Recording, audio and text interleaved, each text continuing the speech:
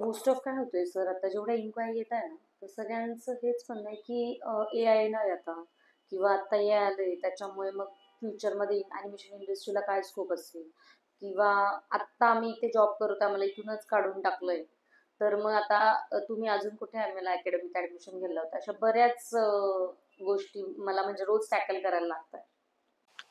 Majorly आता कसं आहे की जसं ॲनिमेशन आणि ह्या सगळ्या फील्डमध्ये AI जे आता रिसेंटली आले त्याचं बेनिफिट पण आहे, पण लोक उगेच त्याला घाबरत आहेत की AI मुळे आमचा जॉब जाईल, हे जाईल.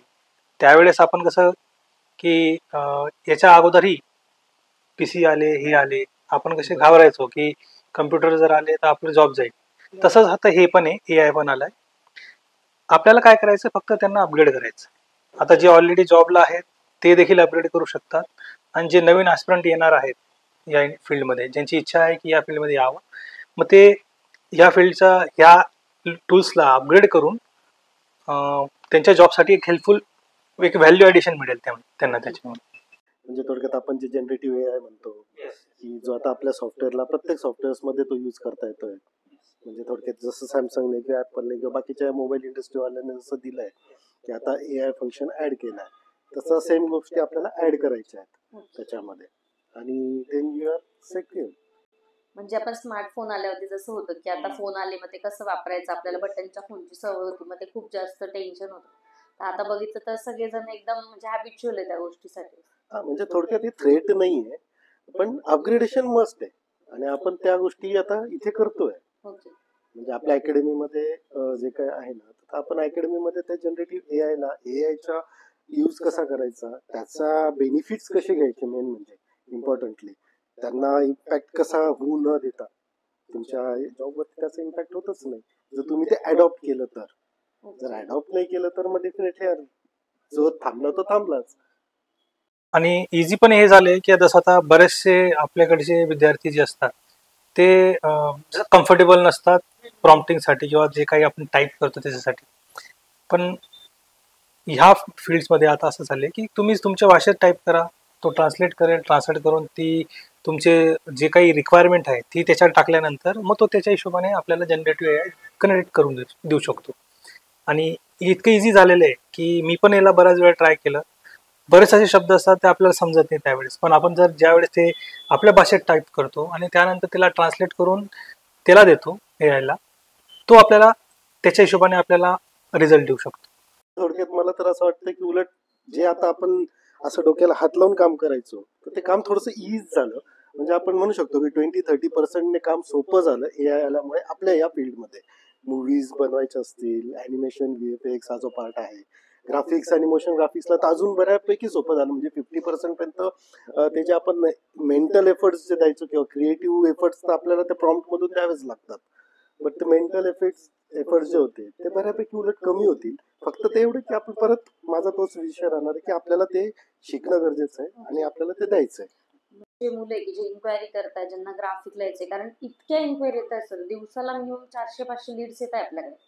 तर एवढ्या ज्या इन्क्वायरी येत आहेत, हे मुलं आता येऊ शकतात, असं नाही ना की लिमिटेड सीट्स आहे किंवा असं कंपनीत नाहीये ना. म्हणजे नाहीये, उलट ही टेक्नॉलॉजी अडॉप्ट करून जो कोणी येतो कंपनीकडे, तर त्या कंपनीचा बेनिफाईड आहे, म्हणजे फायदाच आहे ना त्या कंपनीचा. मग तो नॉर्मल ग्राफिक डिझायनर किंवा नॉर्मल VFX आर्टिस्ट नसतो, तो AI ग्राफिक डिझायनर.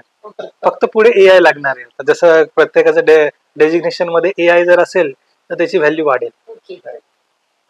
आणि हे सॉफ्टवेअर्समध्येही आता अपग्रेड, पहिले मोबाईल्समध्ये आलं, त्यानंतर आता त्यांचे ॲप्स आले किंवा त्यांचं ऑनलाईन साईट्स आले त्यांच्या. आता ते सॉफ्टवेअर्समध्ये पण त्याचं इम्प्लिमेंटेशन झालेलं आहे. तर प्रत्येक सॉफ्टवेअरमध्ये एक सेक्शन त्याने ठेवलं आहे ज्याच्यात इनिशियल स्टेजला एक जनरेटिव्ह AI ॲड केलेले आहे. मग हळूहळू त्याचा जो यूज आहे, कारण सॉफ्टवेअर आणि ते दोघी कॉम्बिनेशनमध्ये एकदम खूप छान रिझल्ट येतात. आता जसं की पोस्ट मला करायची, मला लागायचं 15-20 मिनिटं, आता लागतो हार्डली 5 मिनिटं. मग हा जो आहे प्रोडक्टिव्हिटी, मेनली AIचा बेनिफिट हा जे प्रोडक्टिव्हिटी वाढली तुमची, पण त्यासाठी तुम्हाला ते अपग्रेड करावं लागेल. स्किलिंग आर्टिस्टची तर गरज आहेच इंडस्ट्रीमध्ये. आणि मेन आता तर असं आहे ना की म्हणजे मी कुठे पण गेली तरी तिथे एकच प्रश्न आहे की आम्हाला डिजिटल ऍप जायचंय, तर आम्हाला ते जमत नाही. मग हे जे मुलं शिकतील किंवा हे मुलं त्यांच्यासाठी तेवढे जॉब ऑपॉर्च्युनिटी पण ओपन होतील आणि ते बिझनेस पण एका चांगल्या लेवलला घेऊन जाऊ शकतात त्यांचा स्वतःचा. त्याच्याचमुळे आपण सिलेबस पण अपग्रेड केलाय ना, हम्म. की त्याच्यामध्ये आपण ते AI पार्ट घेणार आहोत किंवा घेतोय आपण आता येऊन ऑलरेडी स्टार्ट केलेलं आहे आपण ते घ्यायला. रिक्वायरमेंट अशा बऱ्या झाल्या आहेत की इमेज जनरेटिव्ह AI आलाय, व्हिडिओ जनरेटिव्ह AI आलाय, त्यानंतर VFX जनरेटिव्ह AI आलाय, 3D जनरेटिव्ह AI आलाय. आता ह्या सगळे सेक्शन्स अशा रिक्वायरमेंट रोज ऐकायला मिळत आहे.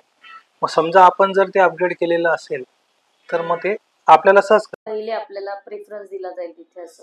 ओके. आणि हे पण नाही म्हणजे मला असं जाणवतं की ह्युमन एफर्ट्स तिथं बाजूला नाही पडणार. बघा शेवट सर्जरी एक रॉबोट करू शकतो, पण इमोशन्स रॉबोट नाही देऊ शकत ना. इमोशन द्यायला ती ह्युमनच एका कॅरेक्टरला असू दे किंवा त्या पूर्ण सीनला असू दे, तर तिथे ह्युमन एफर्ट्स गरजेचे आहेत.